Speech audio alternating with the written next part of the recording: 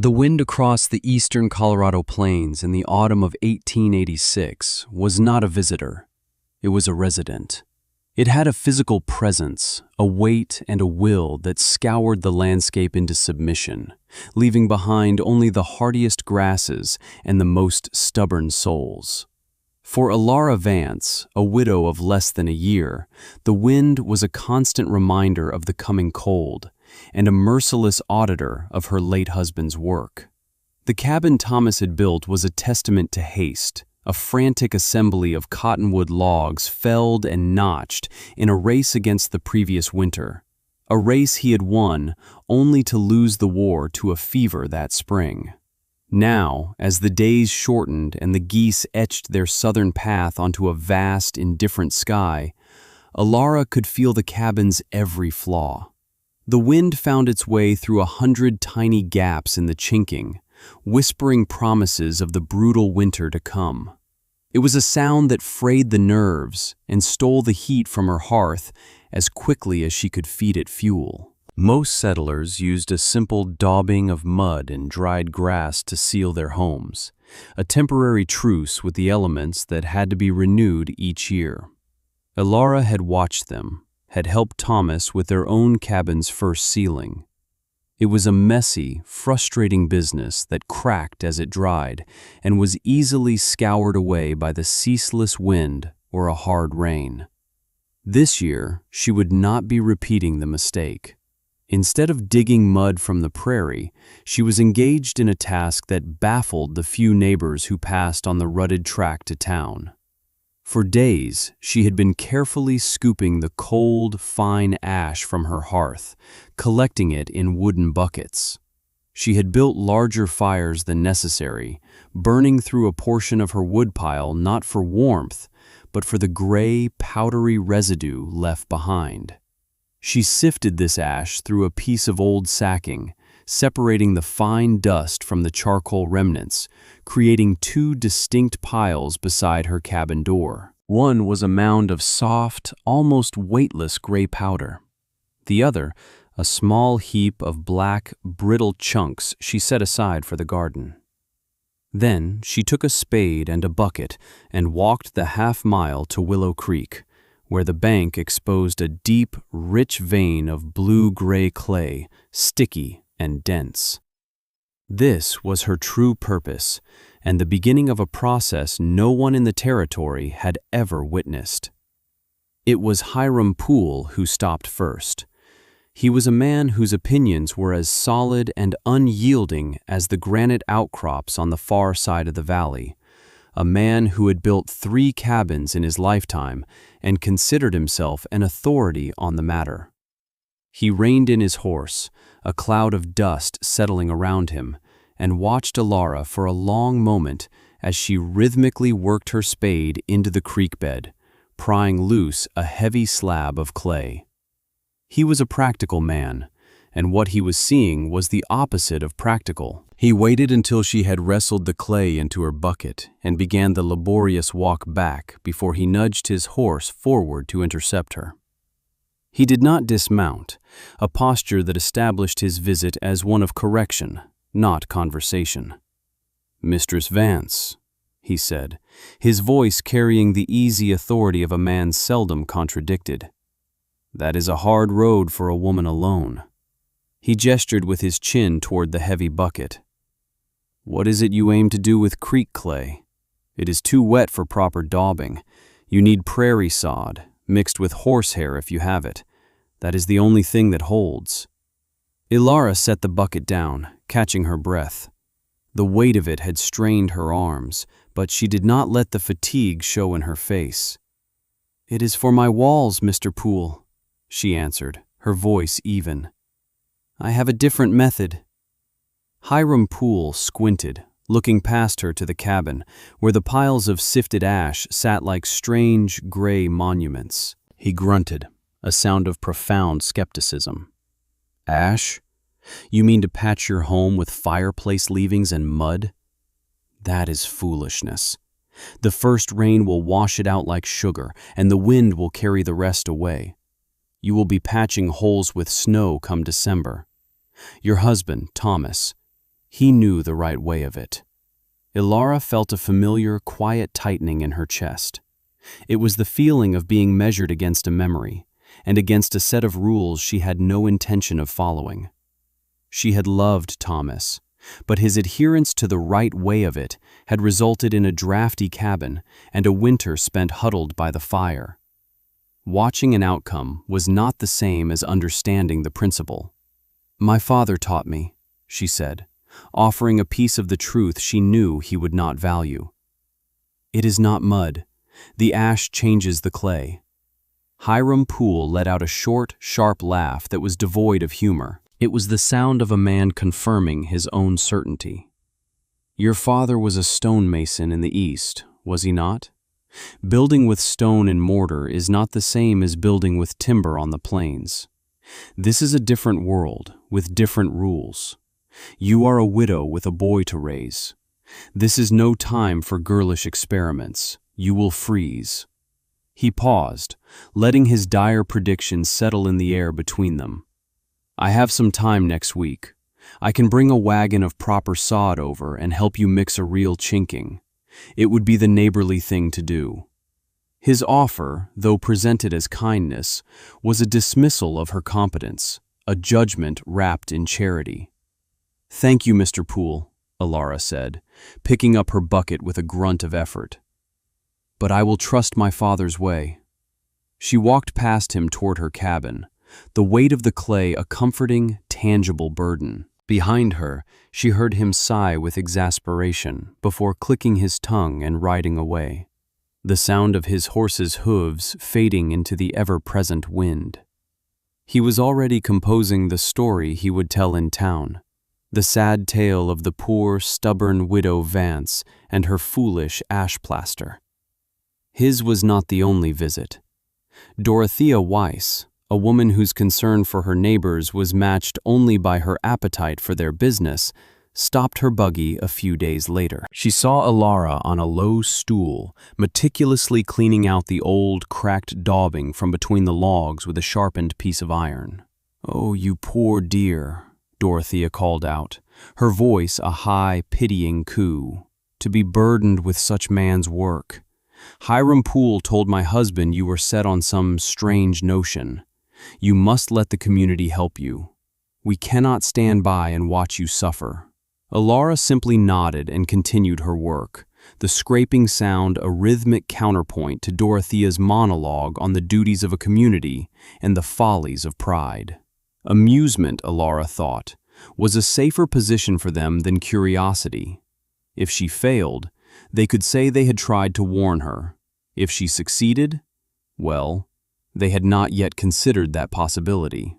Only Constance Hartwell, whose small homestead lay a mile to the south, seemed to watch without judgment. Ilara would sometimes see her standing by her fence line, a small figure in the vast landscape, her gaze fixed on the strange work being done at the Vance cabin. She never approached, never called out, but her quiet observation felt different from the others' open scorn or cloying pity. It felt like waiting. Ilara's faith was not in some fanciful notion, but in a memory, as clear and solid as the clay in her hands. She remembered her father, a man whose hands were always dusted with stone or grime, coming home from building a new lime kiln for the tannery. He smelled of smoke and earth. She had been a girl of 12, curious about the strange gray mortar he used, so different from the sandy mixture for house foundations. He had sat her down, not with a story, but with a lesson.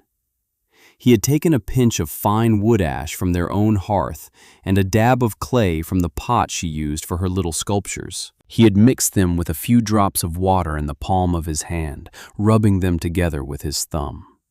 "Everything has a secret nature, Ilara," he had told her, his voice a low rumble. "Most men see ash as waste, the end of a fire, but they are wrong. It is what the fire cannot consume, what it purifies. It is full of potash and lye.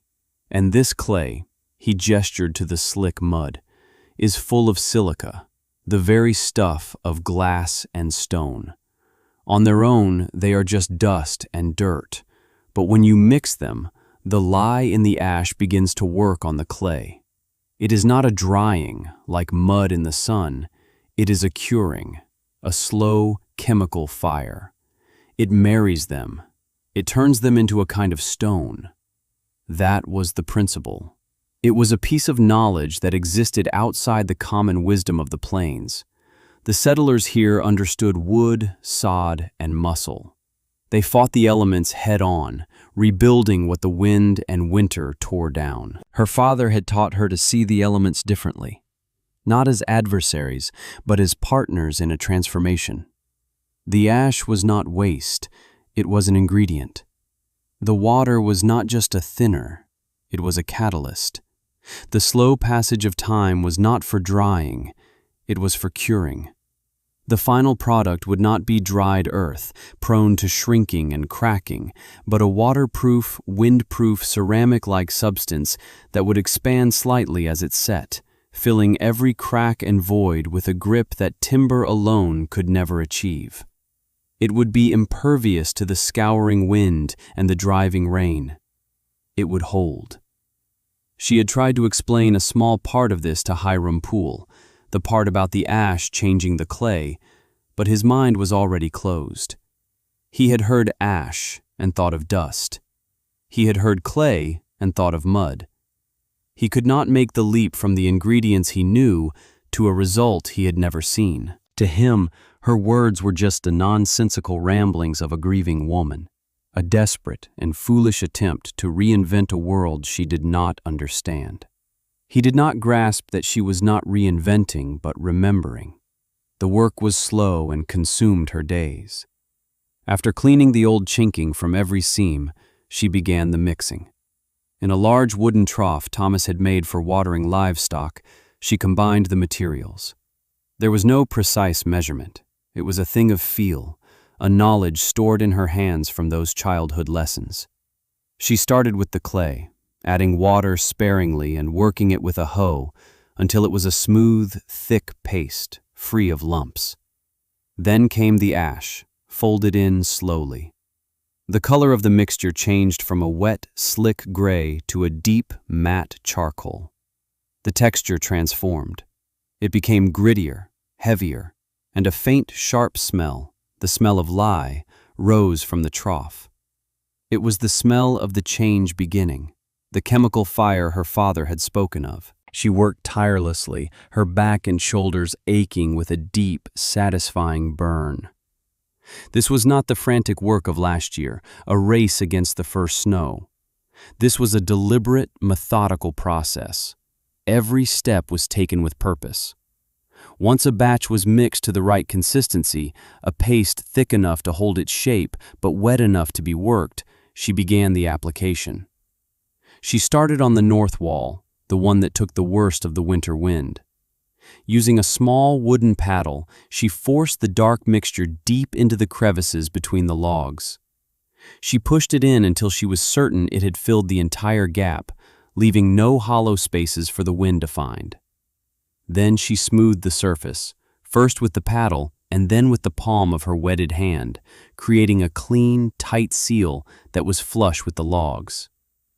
The material was cool and slightly abrasive against her skin, a living substance that seemed to push back with a strange resilience. She worked from the bottom to the top, her world shrinking to the few feet of wall in front of her.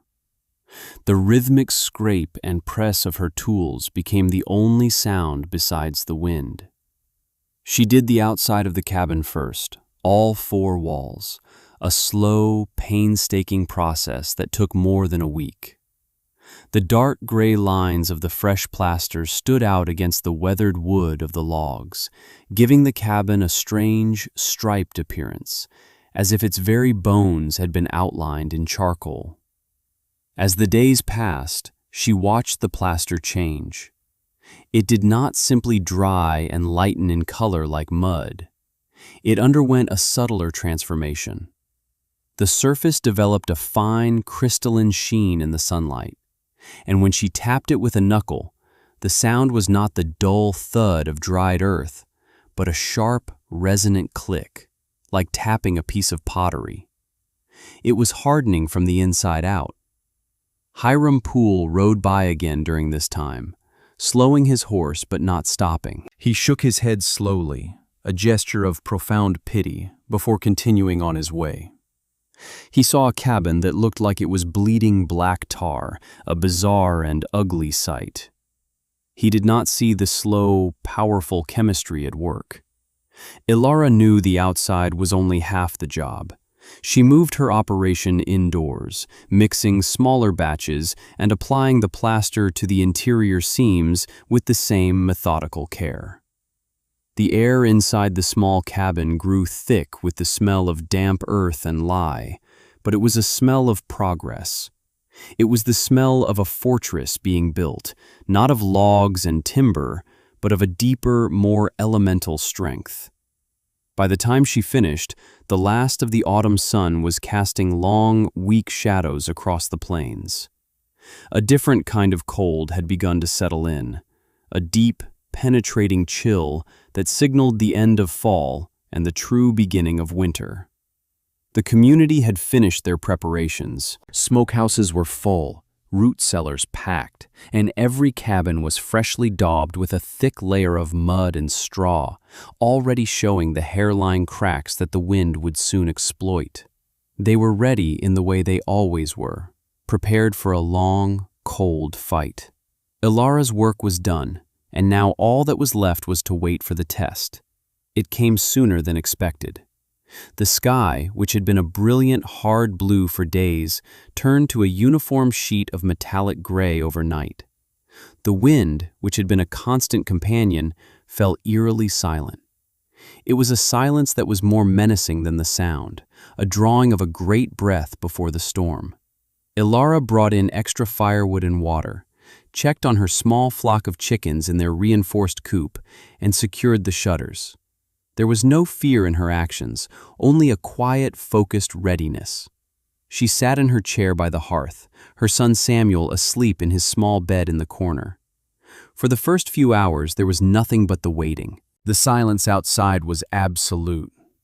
In previous years, even on a still day, the cabin would creak and groan, the logs settling, the wind finding some tiny crack to whistle through.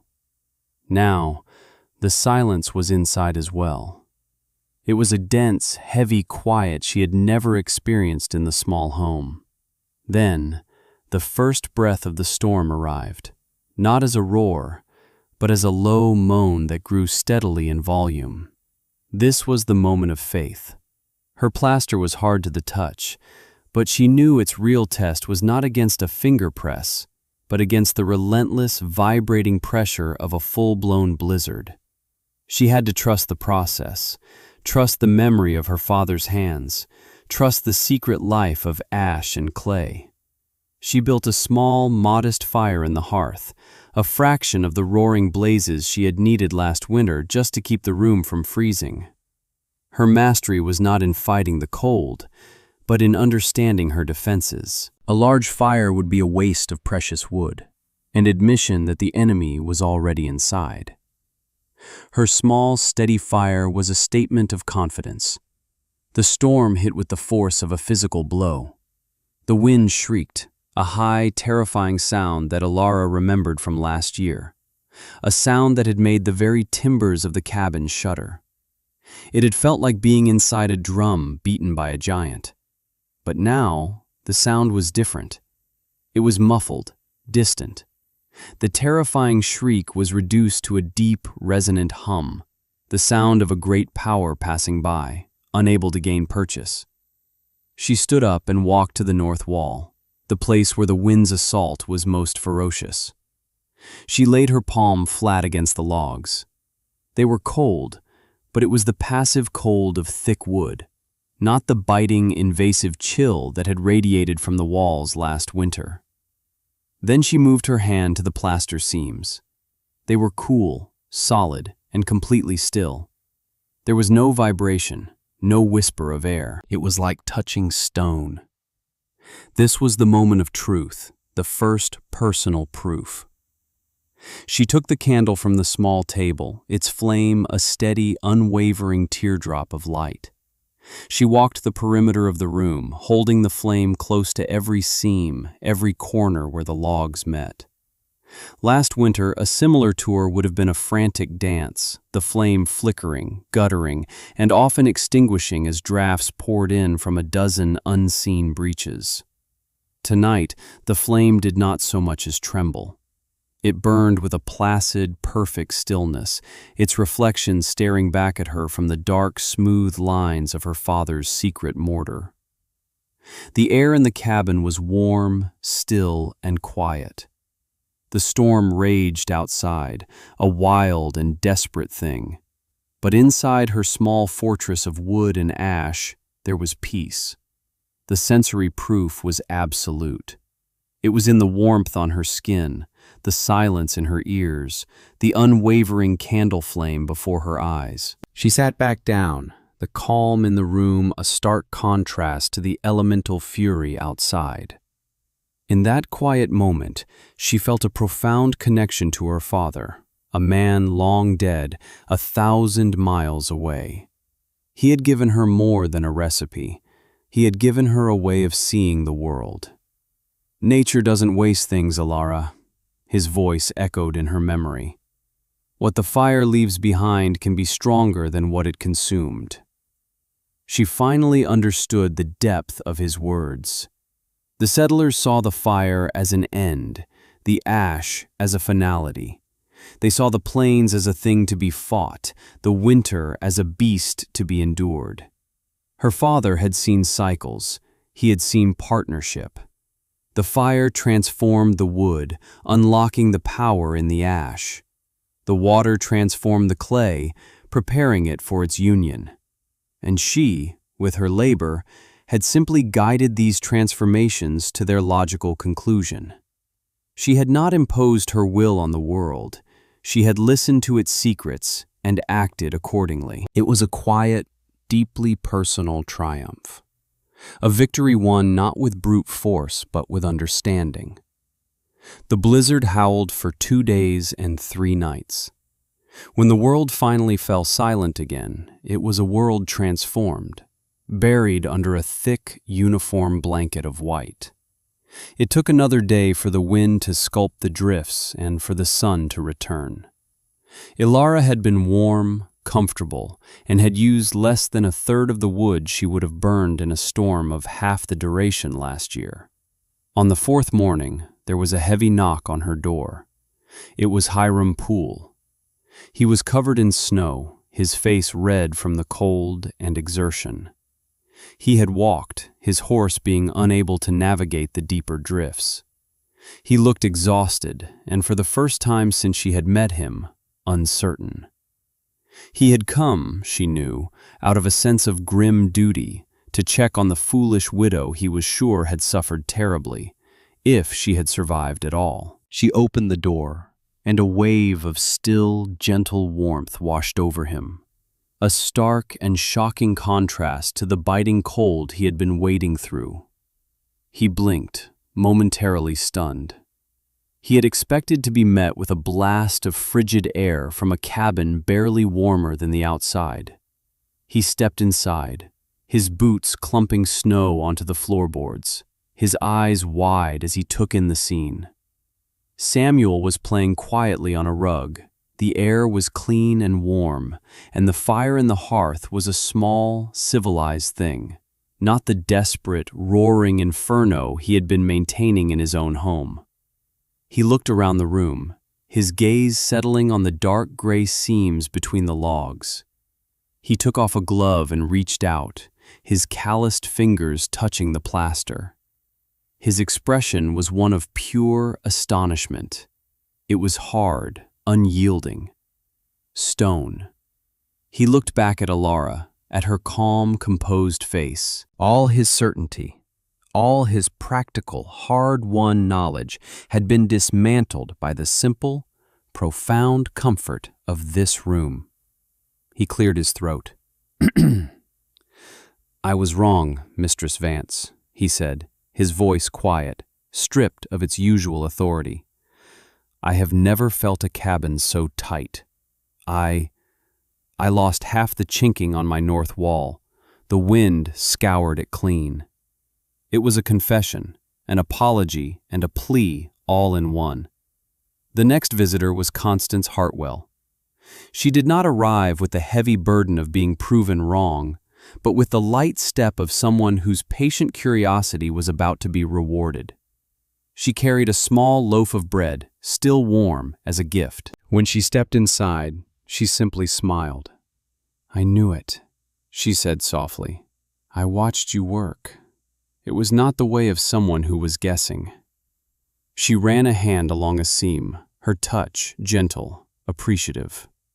"My cabin is not as bad as Mr. Poole's, but it is cold. The children are always sick in the winter. Will you show me how?" Ilara nodded. "Of course. We will start collecting your ash in the spring." And so the knowledge began to transfer. That next summer, the sight of a woman sifting ash or digging clay by the creek was no longer a curiosity.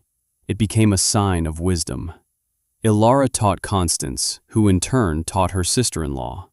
Hiram Poole, humbled and pragmatic, was Ilara's most diligent student, asking precise questions about the feel of the mixture and the angle of the paddle.